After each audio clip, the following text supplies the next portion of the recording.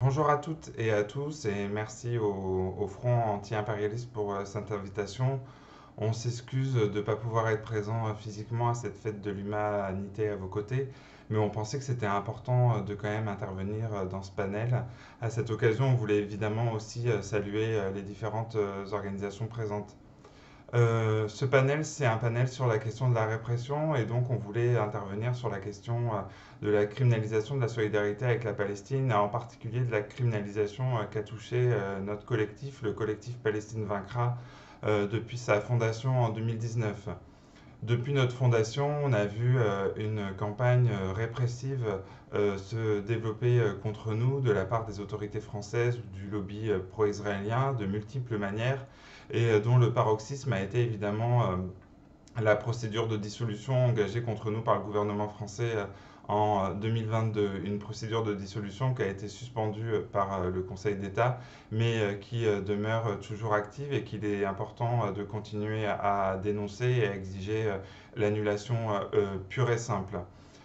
Cette criminalisation, pour nous, elle s'explique en raison des positions qu'on porte, c'est-à-dire des positions anti-impérialistes et anti-sionistes conséquentes. Le gouvernement français réprime la solidarité avec la Palestine et en particulier ces franges qui développent des orientations anti-impérialistes parce qu'il faut comprendre qu'Israël n'est rien d'autre que le prolongement organique de l'impérialisme occidental. Israël n'est rien d'autre qu'une colonisation de peuplement européenne sur les terres arabes de Palestine. En criminalisant le soutien à la Palestine en France, en réalité, les gouvernements français successifs défendent leurs propres intérêts dans la région du monde arabe. Cette répression, elle se développe à travers deux axes, notamment qui se sont accentués après le 7 octobre 2023. Cette accélération, elle s'explique parce que le 7 octobre a souligné la faillibilité du projet sioniste et a mis en danger sa propre survie. Et donc face à ça, il a été déterminant pour l'État sioniste et ses soutiens et sponsors impérialistes de faire taire toute forme de contestation de sa légitimité dans les centres occidentaux. Euh, donc cette criminalisation, elle s'est articulée en France autour de deux axes.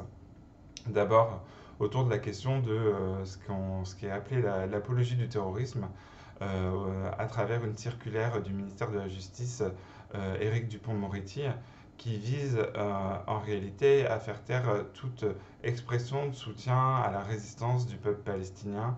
On a vu que ces procédures pour apologie du terrorisme ont visé d'innombrables personnalités politiques, syndicales, à l'image de Mathilde Panot, Rima Hassan, Anas Kazib, Gaëtan Gracia à Toulouse, mais aussi beaucoup d'anonymes. Il y a plus de 600 procédures qui ont été ouvertes pour apologie du terrorisme.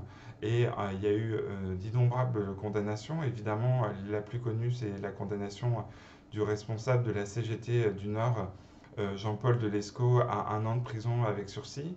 Mais on peut aussi citer la question, la condamnation du militant Adel, un militant décolonial qui a été condamné à 1 an de prison avec sursis également, mais aussi avec inscription au fichier antiterroriste. Mais en réalité, c'est la partie émergée de l'iceberg. Il y a d'innombrables personnes, et surtout anonymes, qui ont fait l'objet de ces procédures pour apologie du terrorisme, que tous les militants pour les droits humains, tous les avocats, considèrent comme des outils visant à entraver la liberté d'expression et à imposer en définitive le récit colonial et impérialiste dans le champ politique et médiatique français. Donc ça a été un des axes extrêmement importants et qui s'est accentué et accéléré depuis le 7 octobre. Le deuxième axe, c'est évidemment la question de l'assimilation de l'antisionisme à l'antisémitisme. Depuis des années, le lobby pro-israélien vise à imposer cette assimilation, notamment à travers la question de la définition de l'IHRA, qui est un institut international, et dans sa définition de l'antisémitisme, celui-ci associe plusieurs exemples, notamment qui critiquent la politique d'Israël ou remettent en cause la légitimité d'Israël. Cette assimilation de l'antisémitisme avec l'antisionisme vise à faire taire les antisionistes, en particulier les antisionistes conséquents, parce que rappelons que l'antisionisme, ce n'est pas seulement critiquer un gouvernement d'extrême droite israélien, ou ce n'est pas seulement critiquer ce qui serait considéré comme, entre guillemets, les excès de la politique israélienne, comme la colonisation dite illégale en Cisjordanie, mais en réalité, l'antisionisme, c'est remettre en cause la légitimité du projet colonial sioniste sur les terres arabes de Palestine. L'antisionisme, c'est revendiquer le démantèlement de l'État sioniste en tant que colonisation de peuplement illégitime en Palestine et son remplacement par une Palestine libre et démocratique de la mer au Jourdain. C'est l'antisionisme que nous portons au collectif Palestine vaincra et que le mouvement national palestinien porte depuis les années 60, notamment à travers la charte de l'OLP. Donc face à ça, on voit que cette définition de l'IHRA est portée de plus en plus largement par les gouvernements occidentaux. Elle a été adoptée à l'Assemblée nationale, elle a été adoptée au Sénat, elle a été adoptée dans les municipalités de Paris et de Nice, par exemple. Mais l'adoption de cette définition pour l'instant n'avait pas un cadre légal contraignant. Mais on voit qu'il y a une volonté d'aller plus loin. Il y a notamment la députée du camp macroniste, Caroline Yadan, qui a déclaré son intention de soumettre une loi à l'Assemblée nationale dans les semaines à venir visant à criminaliser l'antisionisme. Et donc, il faut bien comprendre que c'est un enjeu central pour toutes les personnes qui sont engagées dans les combats anticolonialistes et antiracistes.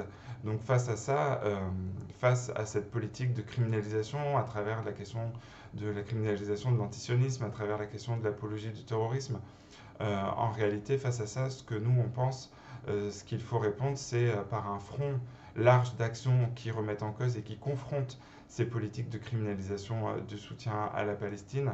Pas seulement qu'ils les confrontent en défense de libertés démocratiques, mais qu'ils les confrontent afin de permettre la construction d'un mouvement large et conséquent anti-impérialiste, anticolonialiste et antisioniste en France. On a vu que depuis le 7 octobre, il y a l'émergence d'une nouvelle jeunesse qui s'est construite dans le feu de l'action contre le génocide en cours à Gaza. On a vu l'élargissement et le développement de la campagne de soutien à Georges Ibrahim Abdallah avec chaque mois de plus en plus de personnes qui s'engagent pour la libération de ce combattant communiste arabe. Et donc la lutte contre la répression doit être partie intégrante du combat plus global pour la libération de la Palestine, pour la libération de Georges Abdallah et contre l'impérialisme et le sionisme. Et c'est donc le sens de notre engagement au collectif Palestine vaincra. Et c'est donc ce sur quoi on voulait discuter aujourd'hui dans le cadre de ce panel organisé par le Front anti-impérialiste que nous remercions à nouveau et que nous saluons.